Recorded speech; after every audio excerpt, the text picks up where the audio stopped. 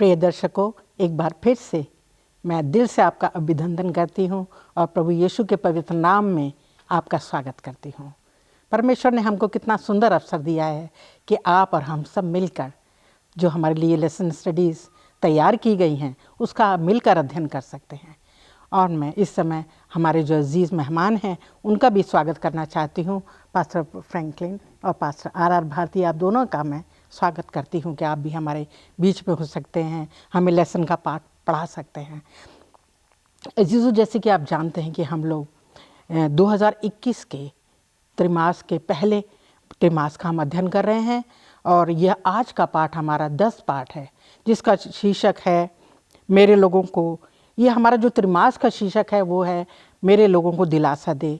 और आज जो हमारा लेसन पाठ 10 का जो शीर्षक है वो इस तरह से है, असंभव को संभव करना।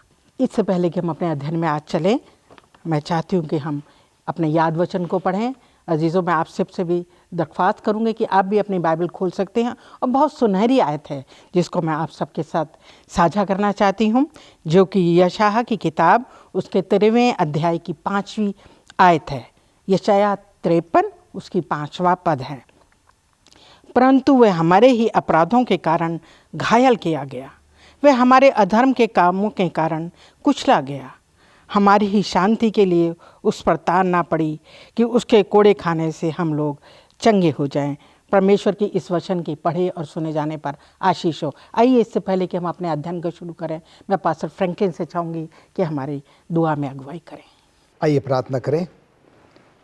धन्यवादित हैं स्वर्गीय पिता परमेश्वर, एक बार फिर से आपने हमें मौका दिया है कि आज के इस पवित्र सबत में हम आपके पवित्र सबत स्कूल पाठ का अध्ययन कर सकते हैं। प्रभु, आज के सबत स्कूल पाठ को साझा करने के लिए आपने पास्टर भारती को, मिसेस भारती को और मुझे चुना है। प्रभु, हम चाहते हैं कि अपने पवित्र आत्मा के द्वारा हमारी मदद करें कि जो कुछ भी प्रभु हम बोलते हैं वो हम नहीं पर हमारे द्वारा आपकी पवित्र आत्मा बोले। और आज का सबत स्कूल पाठ प्रभु हम सबों की आत्मिक बेदारी का कारण बने। प्रभु यीशु मसीह के नाम से मांगते हैं, आमीन। आमीन। प्रिय दर्शकों, मैं आपको बताना चाहती हूँ जो हमारा लेसन स्टडी है, हमारा जो आज का सबत स्कूल का पाठ का जो अध्ययन है उसमें एक बहुत छोटी सी घटना का वर्णन किया गया है, जिसमें कि एक चीनी देशवासी जो मसीही था, उसको पता लगा कि उसके कुछ जो देशवासी हैं, जो उसके संगी साथी हैं, उनको जो है कोले की खान के लिए, दास्ता के लिए भेज दिया गया है, दास बनाकर उनको ले जाया गया है। और जब उसको ये पता लगता है तो उसका दिल जो है बहुत उदास हो जाता है और दया से भर जाता है। और वो ये सोचता है कि मैं कैसे जो है अपने उन मित्रों को जो है अपना ये परमेश्वर का जो संदेश है, परमेश्वर का जो सुसमाचार है, उनको कैसे दूं ताकि उनको आशा मिले। और वो जो है उसके लिए क्या करता है कि वो खुद जो है अपने आप को उस जगह पर अफ्रीका की खानों के लिए उनको ले जाया गया था, वहाँ वो अपने आप को बेच देता है और उस खान में उनके साथ मिलकर कार्य करता है। और वहाँ रहकर, उस खान में रहकर गुलामी का जीवन व्यतीत करते हुए वह जो है उनको प्रभु यीशु के सुसमाचार के बारे में ज्ञान देता है, शिक्षा देता है और जो है उनको एक आशा देता है। और ये कितनी ही अच्छी बात है कि कितना बड़ा बलिदान उसने किया, अपने जीवन को बिल्कुल तुच्छ जाना और उनके लिए जो है उसने अपने जीवन को दिया। उसके दिल में इतना प्रेम था उनके लिए। और यही उदाहरण जो है जिसके बारे में हम यशायाह का 50, 51, 52 इन अध्ययनों का आज हम अध्ययन करेंगे।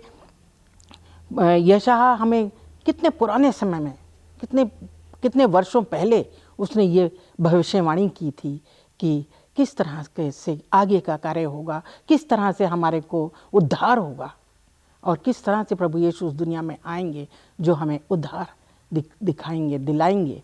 और इन्हीं बातों को आज हम गहराई से सीखेंगे अपने हमारे अजीज़ मेहमानों के साथ। आइए हम इसको और गहराई से इसका अध्ययन करने के लिए हम चलते हैं रविवार के पर्चे में, जिसका शीर्षक इस तरह से है, यशायाह का सत्य को परखना।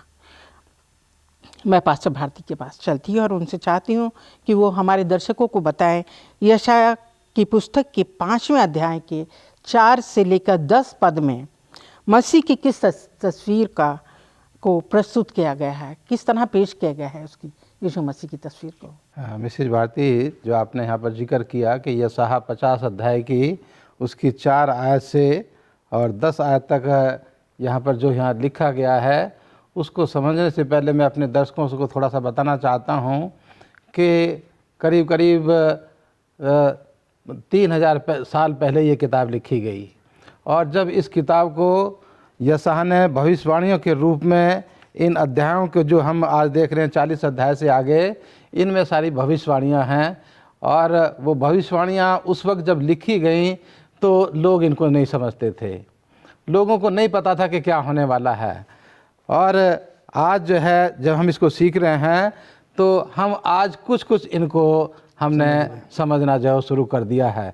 तो उस ज़माने के लिए इन भविष्यवाणियों को समझना लोगों के लिए बहुत मुश्किल था, लेकिन कुछ आयतें हैं जिनको हम यहाँ पर जो है पढ़ते हैं और वो उस ज़माने के लोग भी उनको समझते थे। जैसे कि यशायाह शुभ संदेश का जो है यहाँ पर जिक्र करता है कि परमेश्वर का शुभ संदेश जो है वो लोगों को दिया जाएगा। तो आज जब हम जो 50 अध्याय पर पहुँच रहे हैं और इसकी जो आपने कहा इन आयतों में जो लिखा गया 4 अध्याय से 10 आयत तक, उसको हम आज बहुत अच्छी तरीके से हम उसको समझ सकते हैं कि ये आयतें खुदावंद यीशु मसीह के जीवन के ऊपर जो है वो पूरी होती हैं। और हम जानते हैं नए नियम को पढ़ कर के हमें और भी साफ तरीके से ये समझ में आता है जो यहाँ पर लिखा गया है कि यीशु मसीह जो हैं वो एक दास होकर के हमारे बीच में आए। यीशु मसीह जो हैं परमेश्वर ने उनको एक टीचर होकर के जो है इस दुनिया में भेजा कि वो जाएं और लोगों को जो है परमेश्वर का शुभ संदेश सिखाएं। तो इन आयतों में हम देखते हैं कि परमेश्वर ने अपने बेटे खुदावंद यीशु मसीह को ये जिम्मेदारी दी कि वो स्वर्गीय घरों को छोड़ करके, स्वर्गीय आबा को छोड़ करके वो इस दुनिया में आया और उसने अपने आप को जो है अपनी इच्छा से इस महान काम के लिए उसने अपने जीवन को ये परमेश्वर के सामने उसने उसको दे दिया। और आज हम देखते हैं कि परमेश्वर का वचन लेकर के यीशु मसीह इस दुनिया के लोगों के बीच में आए और उसने वो बड़ा काम, उसने वो कठिन प्याला, उसने उसको जो है उसके होठ काँप रहे थे, उन काँपते होठों से उसने उस प्याले को स्वीकार किया, उस प्याले को उन्होंने पिया। और उन्होंने जो है अपने जीवन में कितनी बेइज्जती का जो है उन्होंने सामना किया।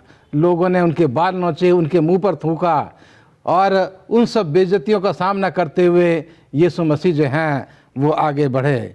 लेकिन हम देखते हैं अगर हम आज इस दुनिया में देखें कि लोग जो हैं अपना आदर और सम्मान अगर आदमी का नहीं होता है तो आदमी को बहुत ख़राब लगता है और उस आदर और सम्मान की खातिर वो कुछ भी करने के लिए तैयार होता है। अभी इसी पर्चे में हम पढ़ रहे थे कि राजा दाऊद ने जो है वो अमोन के ऊपर जो है वो चढ़ाई की, क्योंकि जो राजा दाऊद की सेना थी उसने जो है अमोन ने वहाँ के देश लोगों ने जो है उनकी सेना का अपमान किया, उनके आधे बाल काट दिए, उनके जो है आधे कपड़े काट करके उनको वापस भेज दिया और वो जो है बहुत उनकी बेइज्जती हुई। उस बेइज्जती का जो है उसने बदला लेने के लिए उस देश के ऊपर चढ़ाई की और उसको जीत लिया। आज भी हम देखते हैं, मैं देखता हूँ कभी कभी टीवी पर कि हमारे गांव देहात में पंचायतें होती हैं, अगर कोई लड़का जो है वो किसी लड़की के साथ गलत व्यवहार करता है तो क्या किया जाता है, भरी सभा में उसके बाल काट दिए जाते हैं। क्या दिखाता है कि उसका जो है बहुत अनादर जो है वो किया जा रहा है। तो वो सब चीज़ें यीशु मसीह ने अपने जीवन में सही, लेकिन ख़ास बात यहाँ पर यह है कि उसने कभी उसका विरोध नहीं किया। यीशु मसीह ने उनको सबको वो सह लिया और शैतान भी जो है उसको परेशान करता रहा। और यहाँ पर बताते हैं कि इन सब चीज़ों के लिए यीशु मसीह जो थे वो परमेश्वर के ऊपर निर्भर रहे पूरी तौर से, और परमेश्वर जो है उनकी अगुवाई करता रहा, उनकी मदद करता रहा। और उसने जो है एक और चीज़ यहाँ पर मैं बताना चाहता हूँ कि यीशु मसीह ने कभी भी अपने आप को बचाने की कोशिश नहीं की। जो भी उसके सामने आया उसने जो उसका सामना करा। और यहाँ मत्ती की किताब उसके 27 अध्याय की 42 आयत में लिखा है, और लू का 23 अध्याय 35 आयत में लिखा है कि जब यीशु मसीह सलीब के ऊपर थे तो वहाँ लोगों ने उनको कहा कि देखो उसकी बेइज्जती की, कि देखो ये है वो जो दूसरों को बचाता था, अब जो है उसको कहते हैं कि तू अपने आप को बचा। और मत्ती 27 में लिखा है कि लोग उसको कहते हैं कि तू जो है अब क्रूस से उतर करके हमें दिखा, तब हम तेरे ऊपर विश्वास करेंगे। तो लोग उसकी बेइज्जती कर रहे थे, लेकिन हम देखते हैं परमेश्वर के वचन में कि उसने अपना मुंह नहीं खोला। उसने एक सीधी सादी भेड़ की तरह उन सब चीज़ों को वो सहन करता रहा और उस रोशनी को लेकर के इस अंधेरी दुनिया में वो आया, जिससे कि लोगों के बीच में, लोगों के दिलों में, लोगों के जीवन में वो जो है रोशनी चमकी। तो यही सब चीज़ यहाँ पर यीशु मसीह के जीवन के द्वारा यहाँ इन आयतों में बताया गया है कि यीशु मसीह ने अपना जीवन उन तमाम विरोधियों का सामना करते हुए, तमाम परेशानियों का सामना करते हुए अपने जीवन को दुनिया के लोगों के लिए उसने दे दिया। जी, शुक्रगुजार हूँ पास्टर भारती, आपने जो हमारे दर्शकों को सिखाया कि उनकी कैसा चित्र पेश किया गया है। आइए हम अपने सोमवार के परिचय में चलते हैं, जिसका शीर्षक इस तरीके से है, पीड़ित दास की कविता। पास्टर फ्रैंकलिन में आप हमारे दर्शकों को बताएं कि यशायाह की 5वें अध्याय की 13 पद और 53 अध्याय के 12 पद में पीड़ित दास की कविता क्या है। जैसे मिसेस भारती आपने ये प्रश्न किया है कि यशायाह उसका 52वां अध्याय उसका 13वां पद और यशायाह उसका 53वां अध्याय और उसके 12वें पद में जो है वो पीड़ित दास की कविता जो है वो क्या है, उसका जो है वो चित्रण है। और हम यहाँ पर देखते हैं कि इन दोनों अध्यायों को जो है यशायाह नबी जो है एक कविता के रूप में क्या कर रहा है, उसको जो है वो पेश कर रहा है। और इसीलिए हम देखते हैं क्योंकि यशायाह नबी के अंदर में ऐसी बहुत सारी विशेषताएं और चंद बातें जो हैं पास्टर भारती ने भी हमारे साथ जो है वो साझा करी है। और उन्हीं बातों को ध्यान में रखते हुए हम देखते हैं कि यशायाह नबी को जो है वो सुसमाचार का भविष्यवक्ता भी जो है वो कहा जाता है। और हम देखते हैं कि अपने इस दोनों अध्याय की बातों को जो है वो एक कविता का रूप उनको दे रहा है। और इन दोनों अध्यायों में जो है हर एक शब्द, हर एक वाक्य जो उसने उसमें उसकी जो बातचीत वो कर रहा है वो बहुत ही अर्थपूर्ण है, उसमें बहुत ही ज़्यादा अर्थ जो है वो देखा जाता है। और हम देखते हैं कि अगर आगे हम जाएं तो यहाँ पर यशायाह नबी जो है उस दौर की बात कर रहा है जबकि लोग जो है वो पाप में डूबे हुए थे और जो एक खोई हुई जाति की तरह जो है वो तितर बितर हो गए थे। और उनको बचाने के लिए जो है परमेश्वर ने कैसे अपने बेटे यीशु मसीह को जो है इस दुनिया में भेजने की जो योजना बनाई है उसको जो है वो क्या करता है, वो प्रकट करता है। और उसके बाद हम यहाँ पर ये भी देखते हैं कि यशायाह नबी जो है प्रभु यीशु मसीह के वो शुरुआती दिनों के बारे में, यीशु मसीह के जन्म के बारे में और उसके जो है आने वाले जीवन काल के बारे में भी क्या करता है, बड़े क्रम दर क्रम क्या करता है, वो अपने इन दोनों अध्यायों में एक कविता के माध्यम से जो है वो हमारे साथ साझा करता है। और वो ये भी बताता है कि आने वाले समय में यीशु मसीह जो है वो दाऊद के वंशज जो क्या करेगा, एक राजा के तौर पर जो है वो हमारे सामने जो है वो पेश होगा। और वो ये भी हमारे साथ साझा करता है कि जो प्रभु यीशु मसीह का जो काम है वो कैसे क्या करेगा, इज़राइल को फिर से जो है वो स्थापित करेगा और अन्याय और पीड़ा से क्या करेगा, सब लोगों को जो है वो मुक्ति दिलाएगा। अगर हम इन दोनों अध्यायों का अगर निचोड़ निकालें, अगर हम सारांश अगर हम यहाँ पर देखें तो यहाँ पर बताया जाता है कि प्रभु यीशु मसीह ने जो है वो हम सब के पापों के लिए अपने आप को उस क्रूस पर बलिदान कर दिया। यीशु मसीह ने स्वयं खुद होकर क्या किया, अपने आप को मृत्यु के जो है वो हवाले कर दिया। और एक ऐसे मृत्यु जो कि आपने और मैंने जो है सहनी थी और हमारे बदले में और आपके बदले में प्रभु यीशु मसीह ने क्या कर दिया, उस मृत्यु को जो है वो सह लिया। एक ऐसी नीच मृत्यु जो है जिसको कि शायद हम परिभाषित नहीं कर सकते हैं, मेरे और आपके लिए उसने क्या कर दिया, उस क्रूस पर वो सह ली। और हम यहाँ पर देखते हैं कि ये उसने इसलिए सब कुछ किया क्योंकि परमेश्वर ने जो है मुझे और आपको इतना प्रेम किया है जिसका वर्णन हम यूहन्ना 3:16 में जो है वो पाते हैं। और हम देखते हैं कि वो जो अगापे प्रेम है और वही अगापे प्रेम ने क्या किया, परमेश्वर को अपने एक लौते बेटे यीशु मसीह को जो है हम सब के पापों के लिए क्या कर दिया, उस क्रूस पर बलिदान करने के लिए जो है वो राज़ी हो गया। पर हम इसके साथ ही साथ मैडम ये भी देखते हैं कि प्रभु यीशु मसीह स्वयं उसने क्या किया, अपने आप को उस क्रूस के जो है वो हवाले किया। परमेश्वर ने कोई इस पर दबाव नहीं डाला। और हम यहाँ पर देखते हैं कि कितनी उम्दा बात है, कितनी अच्छी बात है कि परमेश्वर ने जो है अपने एक लौते बेटे यीशु मसीह को जो है वो हम सबों के पापों के लिए क्या कर दिया, वो दे दिया। तो यहाँ पर हम देखते हैं कि जो आज का जो शीर्षक है पीड़ित दास की कविता क्या है, तो यहाँ पर यशायाह नबी जो है अपने ख्यालों को, अपने सोच विचारों को जो है जो परमेश्वर के बेटे यीशु मसीह के बारे में वो सोचता है, उसने क्या किया, इन दोनों अध्यायों में जो कि यशायाह का 52वां अध्याय है और यशायाह का जो 53वां अध्याय है, और इसमें 2 आयतों पर खास तौर से वो क्या कर रहा है, जोर दे रहा है। यशायाह 52 अध्याय के 13वें पद में और यशायाह जो है वो 53 अध्याय के 12वें पद में, और अपने सारे शब्दों को क्या करता है, वो एक कविता के रूप में उसको पिरोता है और उन बातों को जो है जो उसके जहन में है वो क्या करता है, वो हम तक पहुंचा रहा है कि कैसे परमेश्वर ने अपने एकलौते बेटे यीशु मसीह को भेजकर हमारे और आपके लिए क्या कर दिया, उसको उस क्रूस पर जो है वो बलिदान कर दिया। जी, शुक्रगुजार हूँ पास्टर फ्रैंकलिन आपका। और कितना अगापे प्रेम, जैसे आपने कहा कि पिता का प्रेम प्रभु यीशु लेकर यहाँ पर आए, और वही प्रेम जब वो इस दुनिया में रहे, उस प्रेम को ही उन्होंने लोगों के साथ शेयर किया, साझा किया, और उनके दुख और तकलीफ़ों से उनको शारीरिक, मानसिक, कितने तरह की पीड़ाओं से उनको जो है उसने उनको आज़ादी दी, उनको चंगाई दी। और हम पाते हैं कि फिर क्या किया कि अपने जीवन को बिल्कुल शून्य कर दिया। आइए हम मंगलवार के अध्ययन में चलते हैं, जिसका शीर्षक इस तरीके से है, किसने विश्वास किया है। पास्टर भारती, आप इस पर रोशनी डालें कि यशायाह 53 अध्याय के पहले पद में दिए गए सुसमाचार पर किसने विश्वास किया है। विशेष भारती, जो आपने यहाँ पर ये यशायाह 53 अध्याय का जिक्र किया गया है, इसकी पहली आयत को मैं अपने दर्शकों के सामने पढ़ना चाहता हूँ। जो यहाँ लिखा है 53 अध्याय, उसकी पहली आयत, जो समाचार हमें दिया गया उसका किसने विश्वास किया और यहोवा का भुजबल किस पर प्रकट हुआ है। ये 2 सवाल हैं यहाँ पर कि समाचार दिया गया और उसका किसने विश्वास किया, और परमेश्वर का अनुग्रह किस पर प्रकट हुआ है। इन्हीं दोनों सवालों को यूहन्ना ने अपने किताब में, यूहन्ना की किताब उसके 12वें अध्याय की 37 और 38 आयत में उसको वहाँ पर दोहराया है। और इन आयतों को पढ़ने से हम यहाँ पर देखते हैं कि अगर 53 अध्याय की हम पूरे अध्याय को पढ़ें तो वहाँ हमें ये समझ में आता है कि ये पूरा अध्याय यीशु मसीह के ऊपर जो है वो लिखा गया है, कि यीशु मसीह के जीवन में ये तमाम चीज़ें जो हैं वो होंगी।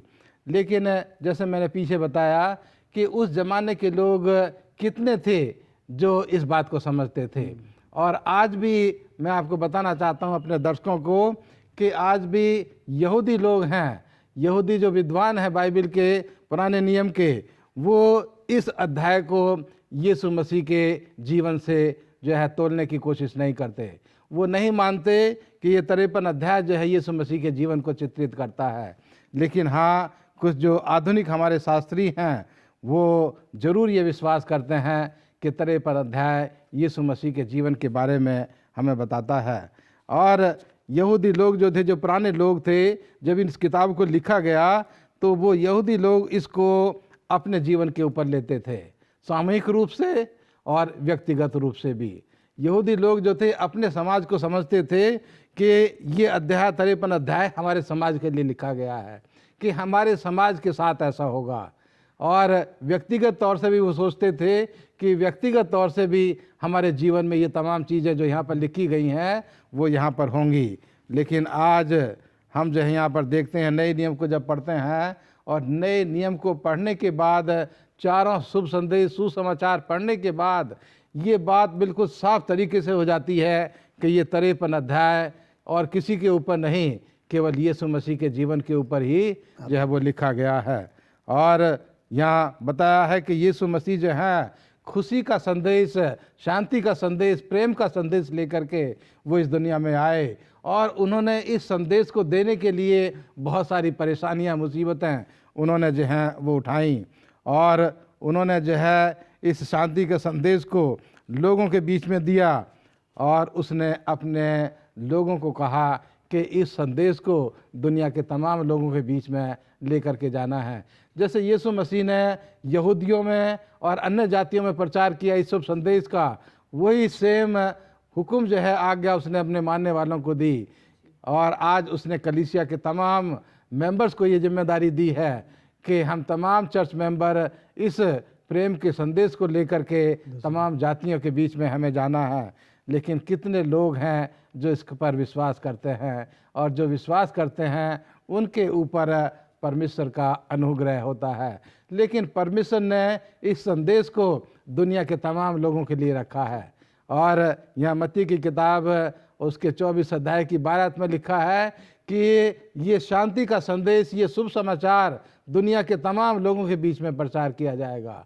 जो विश्वास करेगा उसके ऊपर परमेश्वर का अनुग्रह होगा। तो यहाँ पर हम कह सकते हैं कि किसने विश्वास किया, सुनने के लिए तमाम को दावत दी गई है, तमाम को जो है समाचार सुना जा रहा है। लेकिन कितने लोग हैं आज भी जो इसमें विश्वास करेंगे, और यीशु मसीह का अनुग्रह, परमेश्वर का अनुग्रह उनके ऊपर होगा। शुक्रगुजार हूँ पास्टर भारती आपका कि आपने किस तरह से हमको अच्छे से समझाया कि जो विश्वास करेंगे उन्हीं का उद्धार होगा। जो प्रभु यीशु पे, जो उन्होंने एक ऐसे कार्य को किया जो बिल्कुल असंभव था, असंभव को संभव किया। आइए हम बुधवार के चैप्टर में चलते हैं, जिसका शीर्षक इस तरीके से है, आप पहुँच हम हैं। पास्टर फ्रैंकलिन से मैं चाहूँगी कि हमारे दर्शकों को बताएं, यीशु मसीह ने हमारे पापों की कीमत का भुगतान कैसे किया। बड़ा ही अच्छा सवाल है मिसेस भारती, और कई बार हमने जो है ये सवाल औरों से भी पूछा है, और कई बार यही सवाल जो है औरों ने हमसे पूछा है कि हमारे पापों के बदले में यीशु मसीह ने उसकी कीमत का भुगतान जो है वो कैसे किया है। और कई बार हम इसका जवाब जो है बड़े ही सरलता से, बड़े ही सरल शब्दों में जो है वो दे देते हैं, ये कहकर कि यीशु मसीह ने क्रूस पर अपने आप को बलिदान कर दिया, और उसके द्वारा जो है हमारे पापों का क्या हो गया, वो जो कीमत जो है वो चुका दी गई, या कीमत का जो है वो भुगतान कर दिया गया। पर मिसेस भारती, मैं आपके माध्यम से तमाम श्रोताओं को ये बताना चाहता हूँ कि मुझे और आपको इस पर गौर करने की ज़रूरत है। यहाँ पर जो है इस सवाल का जवाब ख़त्म नहीं होता, या उसका जवाब समाप्त नहीं होता ये कहकर कि भाई यीशु मसीह ने अपने आप को क्रूस पर बलिदान कर दिया और हमारे लिए कीमत जो है वो चुका दी। और हम यहाँ पर देखते हैं कि क्रूस पर बलिदान होने का जो तात्पर्य है वो एक सामान्य बात नहीं है, एक साधारण बात जो है वो नहीं है। और मैं चाहता हूँ कि कुछ क्षणों के लिए जो है हम क्या करें, यीशु मसीह को वो उस क्रूस पर मृत्यु को हम क्या करें, कल्पना करें कि यीशु मसीह सामने जो है वो क्रूस पर हैं, और कैसे उनके सिर पर जो है वो कांटों का ताज जो है वो रखा गया है, उनके दोनों हाथों में जो है वो खीले ठोके गए हैं, पैरों में खीले ठोके गए हैं, और कैसे उनके पसलियों में जो है वो भाला मारा गया है, और कैसे जो है उनके मुंह पे थूका गया है, उनको ठट्टों में जो है वो उड़ाया गया है। और वो सारा दृश्य जो है हम जो है वो कल्पना कर सकते हैं। अंग्रेजी में एक शब्द है रैंसम, और हम यहाँ पर देखते हैं कि ये जो रैंसम शब्द है, अगर हम इसको हिंदी में अगर परिभाषित करें, अगर हम उसको सरल शब्दों में कहें तो इसका मतलब ये होता है कि खून से खरीदा हुआ, खून देकर जो है वो खरीदा हुआ। और दुनिया में शायद ही आपने और हम सब ने सुना होगा कि कोई व्यक्ति जो है किसी के लिए क्या करता है, अपना खून देकर जो है उस व्यक्ति को खरीदता है। पर यहाँ पर हम देखते हैं कि थोड़ा समय पहले हमने परमेश्वर के उस अगापे प्रेम के बारे में जो है वो सुना है, और ये दूसरी मर्तबा है जहाँ पर कि हम उस बात को याद करते हैं कि परमेश्वर का फिर महान प्रेम जो है, और उसने अपने एकलौते बेटे यीशु मसीह को क्या कर दिया, हमारे और आपके लिए जो है क्रूस पर बलिदान कर दिया। अपना जीवन यीशु मसीह ने खुद होकर क्या कर दिया, मृत्यु के जो है वो हवाले कर दिया। और हम यहाँ पर देखते हैं कि सचमुच में जो है यीशु मसीह का और परमेश्वर का दोनों का प्रेम जो है मानवता के प्रति जो है बहुत ही प्रगाढ़, बहुत ही गहरा था, और जिसके वजह से उन्होंने क्या किया, हमारे पापों के लिए जो है अपने आप को क्रूस पर बलिदान कर दिया। वो जो दर्द है, वो जो पीड़ा है, वो सारी चीज़ें यीशु मसीह ने क्या कर ली, हमारे और आपके लिए जो है वो सह ली। वो हमारे लिए जो है अगर हम गलतियों की पत्री उसका 3 अध्याय 13वें पद में जाए तो वहाँ पर लिखता है कि वो हमारे लिए जो है वो श्रापित हो गया। यशायाह 53:4 में अगर हम जाएं तो वहाँ लिखता है कि उसने हमारे रोगों को जो है वो सह लिया, हमारे लिए दुख उठाया, हमारे लिए मारा गया, कूटा गया और दुर्दशा में जो है वो उसको पड़ा पाया गया। और दूसरा कुरिन्थियों 5:21 में लिखता है कि जो पाप से अज्ञात था और उसने क्या किया, हमारे लिए उसको जो है पाप ठहरा दिया गया। और यहाँ पर ये सवाल उठता है कि हम क्या करें जिससे कि हम बार बार यीशु मसीह को जो है वो क्रूस पर ना चढ़ाएं। हम देखते हैं कि यीशु मसीह सिर्फ एक ही बार भाइयों बहनों अजीज़ों जो है वो हमारे आपके लिए क्रूस पर चढ़ाया गया। पर मैं आपको याद दिलाना चाहता हूँ कई बार हमारा जीवन जो है इस प्रकार का होता है, हमारे सोच विचार, हमारे ख्याल, हमारा व्यवहार, हमारी बातचीत, हमारी जो आदतें हैं, जो हमारे गुण हैं, जिसकी वजह से हम क्या करते हैं, बार बार यीशु मसीह को जो है हम क्रूस पर जो है वो चढ़ाते हैं। क्यों? क्योंकि इन सब बातों के अवगुणों के कारण ही तो जो है यीशु मसीह ने क्या किया, हमारे पापों के कारण जो है यीशु मसीह ने अपने आप को उस क्रूस पर बलिदान कर दिया। अगर हम उन्हीं बातों को फिर से दोहराते हैं तो क्या है, फिर जो है हम यीशु मसीह को क्रूस पर चढ़ाने की जो है वो को हम प्रेरित करते हैं, ना कि वास्तविक रूप से तो नहीं है, पर हम देखते हैं कि यीशु मसीह को दुख होता है, परमेश्वर को भी जो है वो दुख होता है। तो यहाँ पर इन बातों का जो निचोड़ है वो ये है कि प्रभु यीशु मसीह ने हमारे पापों के लिए, गुनाहों के लिए जो है वो कीमत जो है वो जो रैंसम है, खून देकर हमें क्या कर लिया, खरीद दिया, खून देकर हमें और आपको क्या कर लिया, बचा लिया। पास्टर फ्रेंसिस, शुक्रगुजार हूँ आपका जो आपने इतने अच्छे ढंग से हमें बताया। और सच में जो कीमत हमें देनी थी, हमें मृत्यु सहनी थी, परंतु उन्होंने हमारी जो पाप की जो है वो मृत्यु है, पाप का जो दंड है, परंतु प्रभु यीशु ने वो मौत अपने ऊपर ले ली सिर्फ हम लोगों को बचाने के लिए। और हम इसको बहुत साधारण तरीके से लेते हैं, भूल जाते हैं उनकी इस कुर्बानी को। आइए हम गुरुवार के अध्ययन में चलते हैं जिसका शीर्षक इस तरीके से है, परिवर्तन होने वाला क्षतिपूर्ति दान। आइए हम इसके प्रश्न को हम देखते हैं। क्या प्रश्न है? पाप के दोष बलि का दान क्या है? और पास्टर भारती हमें इसके बारे में सिखाएंगे। पाप के दोष बलि का दान क्या है? यहाँ जो है पाप बलि और दोष बलि का जो है यहाँ पर आपने जिक्र किया, और इसको मैं बताना चाहता हूँ अपने दर्शकों को इसको हम समझने के लिए बहुत ध्यान से सुने। दोष बलि या पाप बलि ये क्या है और किस तरह से जो है इसको किया गया। अगर हम लेवितिकुस की किताब उसके 5वें अध्याय को पढ़ते हैं और यशायाह 53 उसके 10 और 12 अध्याय की आयतों की रोशनी में इसको समझने की कोशिश यहाँ पर करेंगे कि पुराने ज़माने में अपने पापों का प्रायश्चित करने के लिए जो लोग जाने अनजाने में पाप कर लेते थे, उन पापों का प्रायश्चित करने के लिए ये विधान बनाया गया था कि जो व्यक्ति पाप करता है वो भेड़ का बच्चा या बकरी का बच्चा लेकर के परमेश्वर के भवन में आए और उसका जो है बलिदान करे।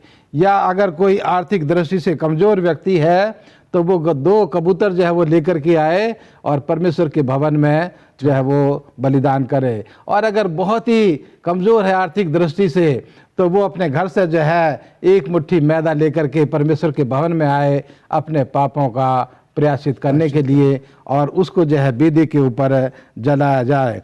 तो ये एक तरीका था, विधान था पुराने ज़माने में अपने पापों का प्रायश्चित करने के लिए। लेकिन आज हम जब यशायाह 53 उसके 10 और 12 अध्याय की रोशनी में इसको समझते हैं तो यहाँ हमें बताया गया है कि आने वाले समय में एक परमेश्वर का बेटा इस दुनिया में हमारे पापों को हमसे छुड़ाने के लिए वो इस दुनिया में आएगा। और आज नए नियम में हमें वो बात पूरी तरह से साफ हो जाती है कि खुदावंद यीशु मसीह जो है वो हमारे पापों को क्षमा करने के लिए इस दुनिया में आए। और आज पाप क्षमा करने का क्या तरीका है? पहले तो खून दे करके जो है पाप जो है वो क्षमा किए जाते थे, लेकिन जब खुदावंद यीशु मसीह ने अपना लहू बहा दिया तो अब हमें केवल अपने मन को, अपने जीवन को परमेश्वर के सामने लेकर के आना है और उसके सामने समर्पित करना है कि प्रभु हम तुझे अपना मुक्तिदाता मानते हैं और तू हमारे पापों को क्षमा कर। तो आज ये तरीका परमेश्वर ने अपने जीवन को जो है सलीब के ऊपर कुर्बान करके दुनिया के तमाम लोगों के लिए ये प्रयासित करने का, अपने पापों की क्षमा याचने का तरीका खुदावंद यीशु मसीह ने दुनिया के तमाम लोगों के लिए उन्होंने दे दिया है कि जो कोई भी विश्वास करे वो नाश नहीं होगा। उसके पाप जो हैं वो पापों की वजह से नाश नहीं होगा, क्योंकि खुदावंद यीशु मसीह उनके पाप क्षमा करने के लिए, माफ़ करने के लिए जो है वो तैयार हैं। और इसलिए खुदावंद यीशु मसीह लूका की किताब में कहते हैं कि हे बोझ से थके और मांदे लोगों मेरे पास आओ, मैं तुम्हें आराम दूंगा। आज हमें अपने दुनियावी तमाम पापों के साथ अपने जीवन को परमेश्वर के हाथों में समर्पित करना है, और खुदावंद यीशु मसीह हमें माफ़ करने के लिए हमेशा तैयार हैं। तो आज पाप बलि या दोष बलि हमें किसी भेड़ का या बकरी का या कबूतर का खून देने की ज़रूरत नहीं। केवल हम अपने जीवन को लेकर के परमेश्वर के पास आएँ और परमेश्वर के हाथ में समर्पित करें, उससे दुआ करें, और वो हमारे पापों को क्षमा करने के लिए सच्चा और धर्मी परमेश्वर है। धन्यवाद देती हूँ पास्टर भारती आपका। और वो दोष रहित रहे, उन्होंने कभी इस दुनिया में जब रहे अजीज़ों, उन्होंने कोई पाप नहीं किया, और क्रूस पर जब वही मंजूर हुआ कि जो पाप रहित था उसी को चढ़ाया गया, और उनकी तो मित्रता पाप से थी ही नहीं, और उन्होंने हमारे लिए जो है ये सब कुछ कर दिखाया। आइए हम अब आखिरी अध्ययन में चलेंगे, शुक्रवार के अध्ययन में। मैं पास्टर फ्रैंकलिन से चाहूँगी कि हमारे दर्शकों को बताएं पाप का प्रतिफल क्या होता है। बहुत ही अच्छा प्रश्न है, और कई बार हमने इस पर जो है वो विचार विमर्श किया है। कई बार हमने इस पर जो है वो संदेश भी जो है वो सुने हैं कि भाई पाप का प्रतिफल क्या होता है। और इसका जवाब मैडम कोई बहुत भारी नहीं है, कोई ऐसा समझने में कोई मुश्किल वाली बात जो है वो नहीं है। और क्योंकि हम सब जो है वो रोमियो 6:23 पद को बहुत अच्छे से जानते हैं, हम सबको वो ये पद मुखाग्र है। हम उसको दिन प्रतिदिन जो है जब जब हमको मौका मिलता है, हमारे जो सब स्कूल के बच्चे होते हैं वो भी जो है इनको इस पद को जो है बहुत अच्छी तरीके से जो है वो जानते हैं कि पाप की मजदूरी जो है वो मौत है या मृत्यु है। पर इससे पहले कि जो है हम पाप के प्रतिफल के बारे में जानें, मैं चाहता हूँ कि हम मैडम ये समझें कि ये पाप है क्या। जब तक कि हम पाप नहीं जानेंगे या उसको नहीं समझेंगे तो उसके प्रतिफल के बारे में जो है हमें समझने में थोड़ी सी जो है वो मुश्किल होगी। अगर हम पाप के बारे में, पाप शब्द को अगर हम परिभाषित करें तो हम देखते हैं कि पाप जो है व्यवस्था का उल्लंघन करना, आज्ञा का ना मानना या आज्ञा का उल्लंघन करना जो है वो पाप जो है वो कहलाता है। अगर हम अदन की वाटिका में जाएं, परमेश्वर ने आदम हवा को वहाँ पर रख दिया था और उनसे कहा था कि तुम इस पेड़ के फल को जो है वो ना खाना, और हम यहाँ पर देखते हैं कि उनको सारी समझाइशें जो है वो दी गई थी, और उसके बावजूद भी क्या किया, उन्होंने उस पेड़ के फल को खा लिया। कहने का तात्पर्य यहाँ पर ये कि उन्होंने परमेश्वर की आज्ञा का उल्लंघन किया, परमेश्वर का कहना नहीं माना, और जब उन्होंने परमेश्वर की आज्ञा का उल्लंघन किया, व्यवस्था का उल्लंघन किया, उसकी आज्ञा नहीं मानी, और हम यहाँ पर देखते हैं कि उन्होंने क्या किया, एक गलत काम किया। और यही गलत काम जो है, जो आज्ञा को नहीं मानना है, और वो जो है वो पाप में परिवर्तित हो गया, जिसको कि आज हम पाप की संज्ञा जो है वो हम देते हैं। और हम यहाँ पर देखते हैं कि व्यवस्था जो है मुझे और आपको पाप की पहचान कराता है। अगर व्यवस्था नहीं होती तो मुझे और आपको भले और बुरे का ज्ञान नहीं हो पाता कि भला क्या है और बुरा क्या है। तो यहाँ पर हम देखते हैं कि जो व्यवस्था है वो क्या करता है, मुझे और आपको जो है पाप की पहचान कराता है। और हम यहाँ पर देखते हैं कि अब हमें समझ में आ गया कि जो है आज्ञा का नहीं मानना, आज्ञा का तोड़ना जो है वो जो है वो पाप है। अब इसका जो प्रतिफल क्या है, जो हमने पहले ही देख लिया था कि रोमियो 6 उसके 23 में लिखता है कि पाप की मजदूरी क्या है, मृत्यु है, या जो है वो मौत है। जब जब हम कोई ऐसा गलत काम करते हैं तो हम देखते हैं कि उसका प्रतिफल जो है कई बार तो हमें मालूम हो जाता है, कई बार हमें मालूम जो है वो नहीं हो जाता। पर इतना हम जो है समझ सकते हैं कि कोई भी गलत काम का जो हर्ष है, जो उसका प्रतिफल है, वो क्या होता है, वो दर्दनाक होता है, या वो खराबी जो है वो होता है।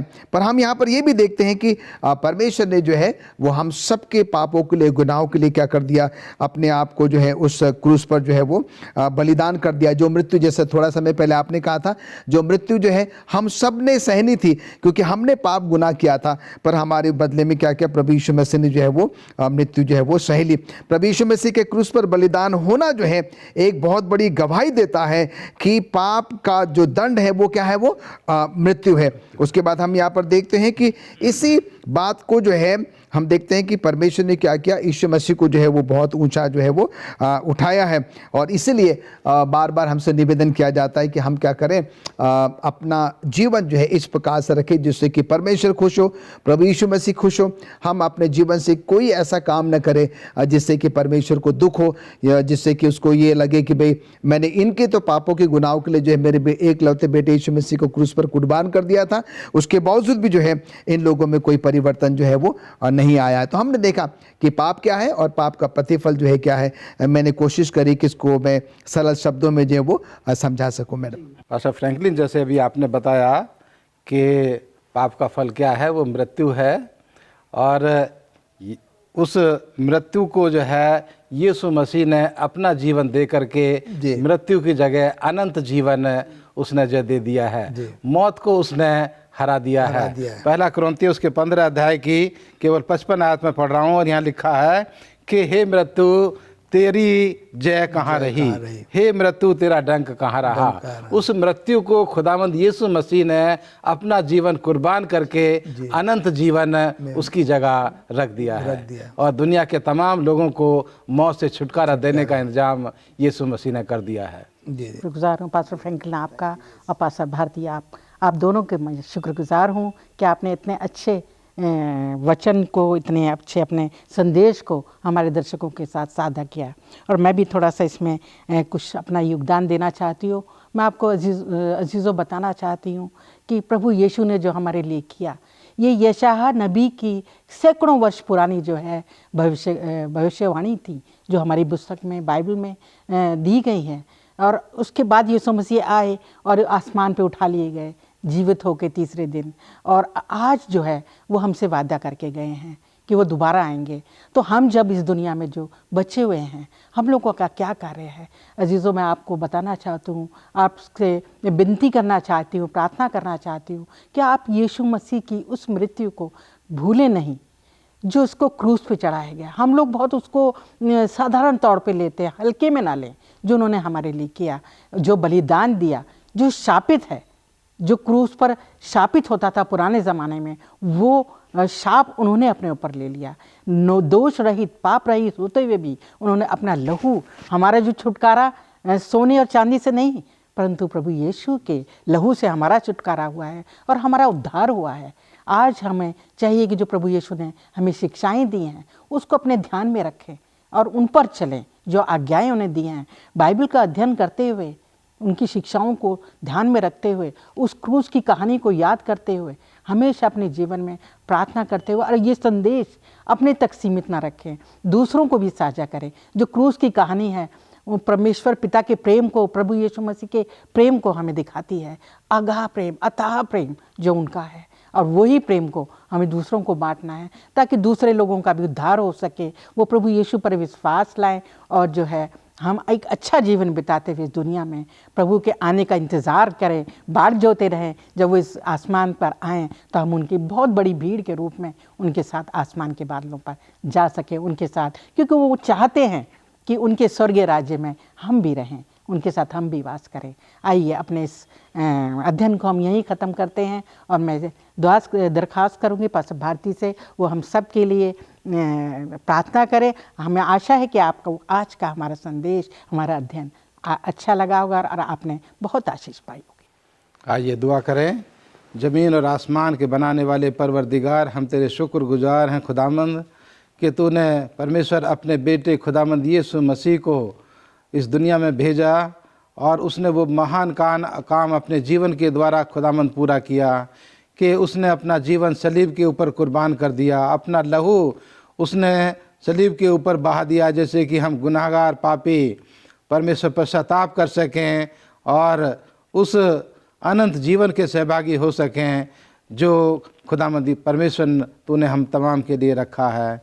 इसलिए प्रभु चाहते हैं कि तू हम में से हर एक के साथ हो, हमारे दर्शकों के भी साथ हो, हमारे श्रोताओं के साथ हो कि प्रभु हम हमेशा उस सलीब की तरफ ताकते हुए ज़िंदगी के सफ़र पर आगे बढ़ें और तेरे उस महान बलिदान को, तेरे उस महान प्रेम को हमेशा याद करें और अपने जीवन को तेरी नज़दीकी में रखते हुए ज़िंदगी के सफ़र पर आगे बढ़ें, उस अनंत जीवन के लिए अपने आप को तैयार कर सकें। खुदावंद तू हम में से हर एक की अगुवाई कर, हमारे पापों को क्षमा कर, मसीह यीशु के नाम में मांगते हैं, आमीन।